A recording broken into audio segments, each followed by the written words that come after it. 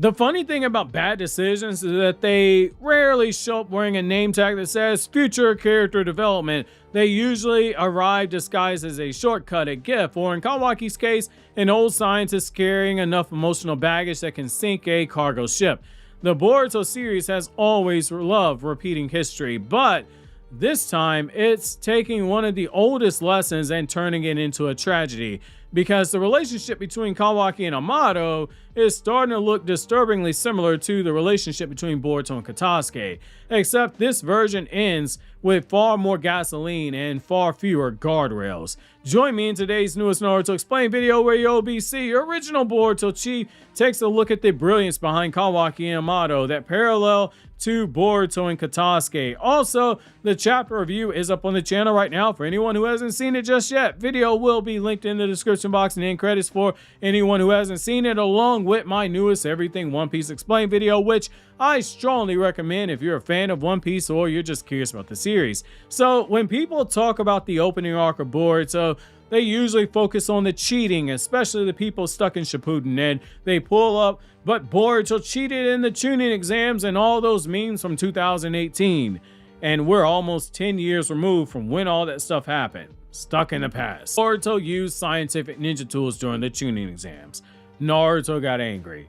Boruto learned a lesson. Story over. Quite literally, that was the end of the super bratty Boruto who cheated saga in the manga. Reason 101 to read the manga, actually read the manga, and not slog through 130 something episodes of the anime before we saw Boruto show enough visible progress where the anime literally has to quite literally have him say, "I don't hate my father." It's almost like Boruto had to break the fourth wall in that conversation that he had with Kid Naruto in the time slip arc, because there are still people that didn't understand he didn't hate his damn dad. Except going back to it, the point from part 1, that's not actually the thing that the arc was talking about. Boruto hating his dad, which he didn't, or Boruto being a cheater. Cheating was merely a symptom. The real disease was dependency. Boruto was becoming connected to shortcuts. It was something that Naruto series Masashi Kishimoto himself would talk about in 2015 and in early 2016, where he would say Boruto's big problem was that he was a lot smarter than Naruto, to the point that Boruto isn't the type to go looking for shortcuts. He's just smart enough to naturally figure out where they are on his own.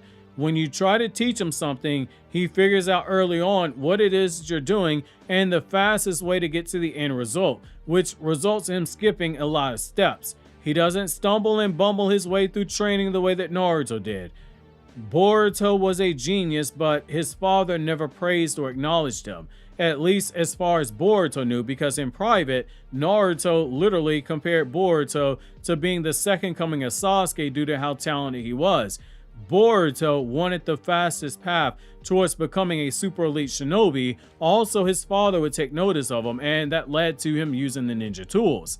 And that's exactly why the story is now repeating itself through Kawaki. He wants power quickly and for less pure-hearted reasons.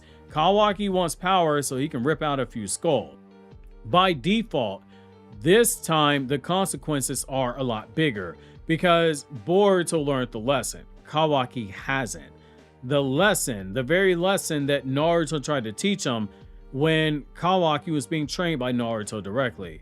And that difference may end up deciding the fate of the entire world. To understand why, we need to go back to the beginning. Back to Katasuke, back to Boruto, back to the first major mistake that Boruto ever made. Ironically, a mistake that 8 years later, we still have people that hold it over Boruto's head. And if we want to go back to Boruto Naruto the movie, it's been 11 years and people still hold it on to him. So let's just make it very clear. Boruto was always talented. That is something that I feel people forget because Naruto's story conditioned an entire generation of fans to associate greatness with hard work overcoming limitations. They believe if you didn't make 100 attempts to learn a jutsu, then you didn't learn a jutsu, because that's what Naruto did. Even though Sasuke learned lightning release, in a few days off screen, despite it taking years of changing chakra nature drill training. And Neji self-taught himself the hidden jutsu of the Hyuga clan, despite the fact that nobody taught him by the time that he was learning it. And the whole sum of Sasuke's training during the time skip happened off screen. He just showed up, having last been seen at a not quite Jonin level of power, to suddenly he's in the upper end of the entry point of a Kage tier power. Power that he had even before he absorbed Orochimaru and jumped up a whole nother tier. But we draw the line at Boruto got strong, and he did it without using Sharingan, or did it without using Shadow Clone training hacks, or redoing the same steps a million times for a jutsu. Boruto was not Naruto. Boruto was naturally gifted. Even Naruto privately compared Boruto's talent to Sasuke's. And people just glossed over that, and they shouldn't. Boruto could learn techniques very quickly. He possessed exceptional battle instincts. He has an uncanny nature to him. He has tremendous chakra control. The kid was legitimately special, especially if you take into account the Boruto anime continuity of the story, where Kakashi flat out said that he had Minato's generational genius and Naruto's unique blend of being unpredictable and just uncanny. That is a hell of a combination. And that's exactly why Katasuke's influence was so dangerous. Because Boruto wasn't using ninja tools because he lacked talent. He was using them because they offered something even more tempting than talent itself. They offered convenience, the ability to skip the process, the ability to arrive at the destination where you're praised without having to ever make the journey. And if we're being honest, that's a temptation most people would struggle with. If someone offered you a button that instantly gave you results without effort, a lot of people, more people than we would like to admit, would press it before asking questions later.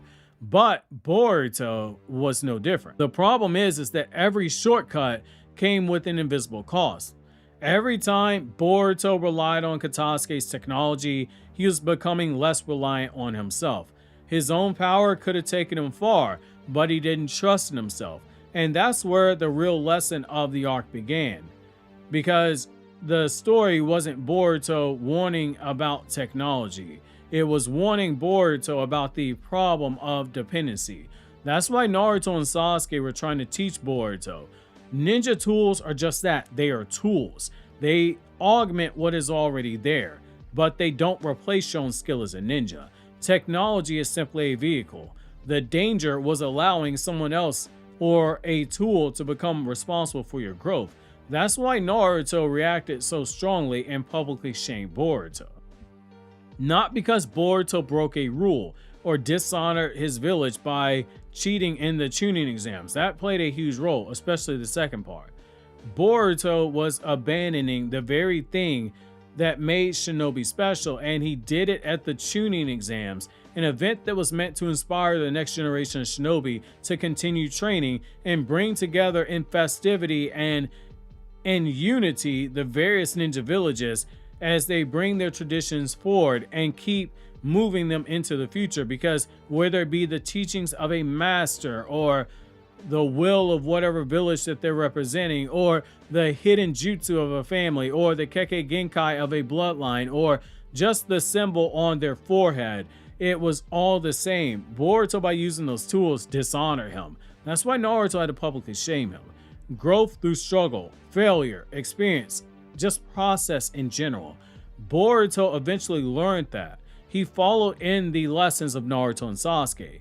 Kawaki, on the other hand, he's just walking completely away from it.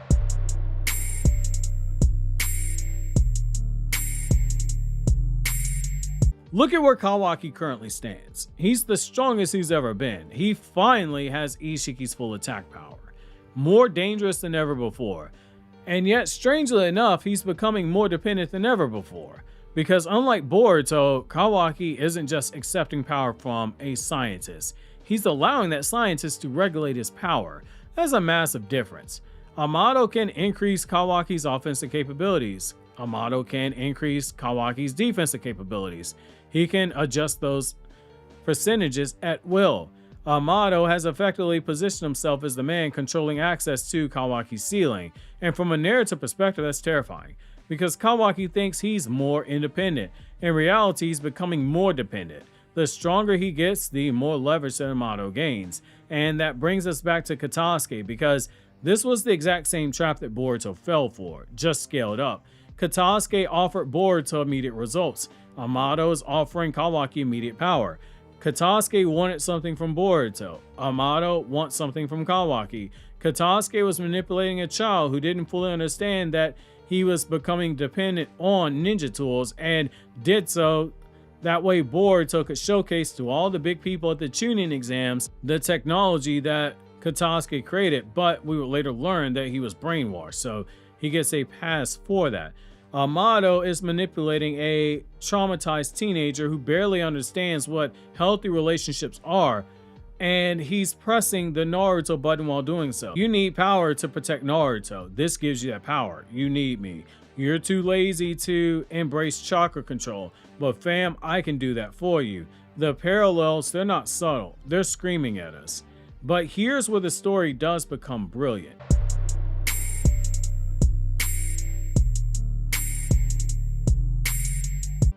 Ikimoto isn't just repeating history, he's evolving it. Boruto's relationship with Katasuke represented temptation. Kawaki's relationship with Amado represents addiction. Those aren't the same thing. Temptation is something that you can walk away from. Addiction changes who you are. And that's exactly what's happening to Kawaki.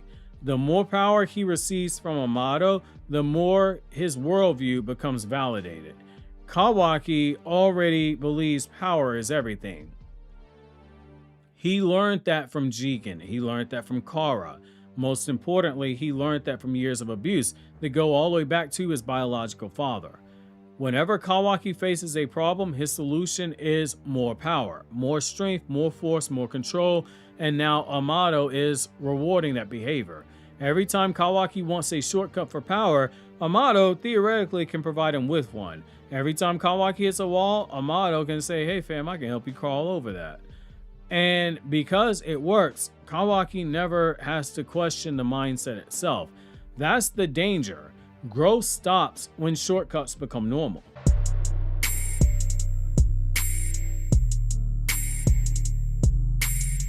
Boruto represents the exact opposite philosophy. Boruto learned the lesson. He experienced the embarrassment. He experienced the failure. He experiences the consequences and came out a better person because of it. That led to Boruto taking the harder road. The irony is that Boruto becoming strong required him to reject the exact same mindset that Kawaki's currently embracing. Think about everything that Boruto endured: training, loss, exile, isolation, Momoshiki, time skip, doubting his own self after Sasuke was taken down. Boruto became powerful because he suffered. Suffering brings growth. Kawaki wants to surpass all of that by bypassing growth entirely. One character embraced the process. The other character embraced the shortcuts. And that's why their eventual confrontation, it's inevitable. Because they're no longer opposing characters, they're also opposing philosophy. And that's kind of emotional when you think about it, because Boruto is uniquely qualified to save Kawaki. Not because he's stronger, not because he's Naruto's son, not because he's the main character, but because he's already made the same mistake, and that's the key. Boruto understands the appeal to shortcuts. He understands temptation. He understands how easy it is to justify dependency when the results are positive. He's been there, he's lived it. He's walked down that road. Pick whatever cliche you want. That is why when somebody who has been through addiction talks and tells you about the dangers of addiction, their talk holds more weight than somebody that's never experienced it. If everyone else sees a monster in Kawaki, Boruto could see something different. He could see what he could have been had Naruto and Sasuke's teaching never broken through to him. A version that chose convenience over growth. A version that lost sight of what actually mattered. That's why Boruto's role in Kawaki's story is so important. He's not merely there to stop Kawaki. he also has to save Kawaki from what Boruto himself almost became. Because if Boruto never learned that lesson in the Chunin exams, there's a very real possibility he'd be exactly where Kawaki is now. Dependent, obsessed with shortcuts, trusting the wrong scientists, believing that those shortcuts can solve his problems. The first arc for Boruto was very important, and it's paying dividends now. And that's why this Kawaki and Amado relationship works so well from a storytelling perspective. It's not random or repetitive, it's thematic escalation. Boruto faced temptation and he eventually overcame it. Now Kawaki faces the same temptation and he's just losing. The student who learned the lesson now must be the master that saves his brother. I think that is very fitting. When Kawaki and Boruto face each other on the Hokage Monument, assuming that that's their final battle, Boruto is the one uniquely qualified to save him. Obviously, if you enjoyed this video, consider subscribing, clicking on the left, check out the chapter review, or click here on the right to check out the video for my Everything One Piece Explained channel that I was talking about earlier.